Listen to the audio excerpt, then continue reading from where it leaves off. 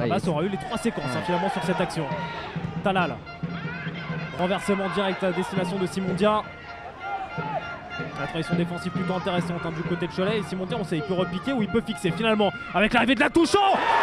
Bafodé Dramé n'avait jamais marqué jusqu'alors en championnat national. Il a choisi son jour. Arrivé à Sannois en janvier 2016. Il a attendu son 33e match dans le championnat pour marquer à la 7e minute le plus rapide de la saison de Sannois. Et ça fait en plus 1-0. Oui, complètement. Et on le voit souvent revenir sur le pied droit. Là, il n'a pas eu besoin de revenir sur le pied droit ou de reprendre un appui supplémentaire pour le pied gauche. Parce que ce qui a été intéressant, c'est le... Attention quand même à la combinaison Fleury. Le 1-2 avec Rocheteau. Michael Salamon une fois, 2 fois. Passe à Maxime Fleury à la 10e minute. L'ancien tonnier réveille le SO Cholet. Intervalle de Dia pour aller retrouver la touchant. Retour sur le pied gauche. Talal qui ne peut prolonger. Ménard finalement du pied gauche. Et qui va disputer le ballon sans faire de faute face à Maxime Fleury. Beaucoup trop attentiste. Elle pense sur de Ménard, la tête de Simon Dia. Il s'agirait de mettre un peu plus de voix. Allez, Dia fort, la sortie compliquée pour Guivard, gêné par Malaga, la tête de Dramé. Sauvetage sur la ligne qui était de Alassane Sango, encore Alassane Sango. Ils arrivent dans les 6 mètres, en tout cas qui sont à proximité de la surface de réparation. Talal dans le bon tempo pour Bafodé Dramé. Avec ce centre contré repris par Simon Dia. Talal avait plongé au premier, c'était au second poteau qu'il fallait être à la 39e minute. Ce genre de scénario. Allez, Rocheteau servi dans la surface de réparation. Rocheteau. Ça guette toujours l'entente Sannois Saint-Gratien à domicile. Avoir des occasions de ne pas les concrétiser. Il aura suffi d'un seul tir cadré au meilleur buteur du championnat pour qu'il inscrive sa 13e réalisation et permette à Cholet, après 40 minutes globalement très moyennes, d'égaliser ici à Saint-Gratien. Malaga face à Amidouba. Et toujours le point de pénalty recherché. Amidouba qui avait repris. Dramé qui reprend.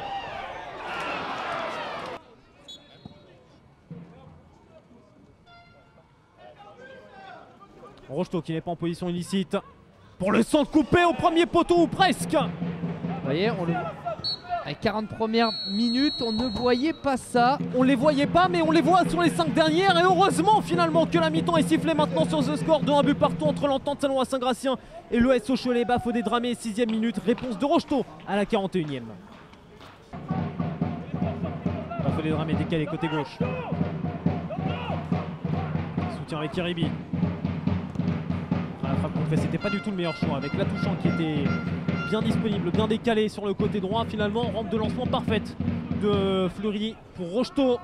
On retrait encore avec Fleury, le contrôle un petit peu long. Et pourtant Fleury sur la première frappe dans cette seconde période vient inscrire son premier but avec le SO Cholet.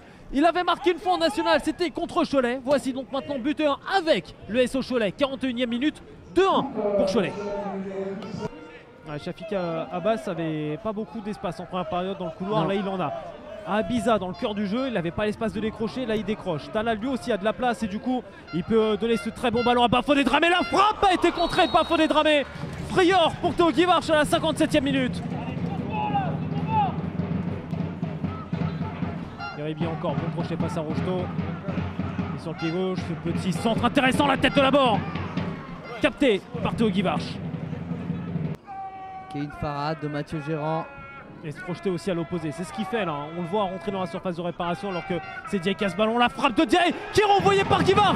Second ballon avec Talal, le centre au second poteau. Ballon renvoyé par Sango. Un but partout entre Maringan et Lyon-Duchère, c'est l'une des évolutions au score. Bafodé Dramé, angle fermé. Théo Guivard pour l'arrêt. Shafik Abbas pour le deuxième corner du match. Malaga plus haut que tout le monde. Farad au dégagement. La volonté affichée est de laisser le ballon à cette équipe ententiste et de c'est laissé intelligemment à l'image de se projeter.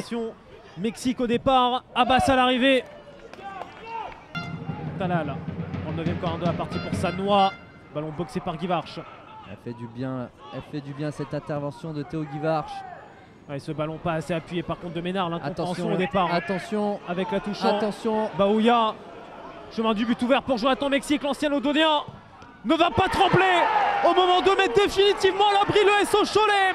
À la 78e minute, Mexique choisit le meilleur moment dans cette partie pour inscrire son 5e but de la saison. Au plus loin, on va dire. On connaît en tout cas sa qualité. Ouais, la qualité de Théo Guivarch, on la connaît aussi pour sortir ses ballons chauds. Et ça révèle quand même les difficultés après avoir concédé l'égalisation à continuer à être vraiment dangereux, surtout que dans les différentes actions qu'on note dans cette partie, elles sont quasiment toutes du côté de l'Entente Saint-Gratien, comme celle-ci avec la remise de Swissy, la reprise de la barre. Ce ballon va filer au fond avec une position de hors-jeu contre Amidouba. Rien ne sourit à l'Entente Saint-Gratien ce soir, pas même les deux frappes qu'il y a eu avant cette position illicite.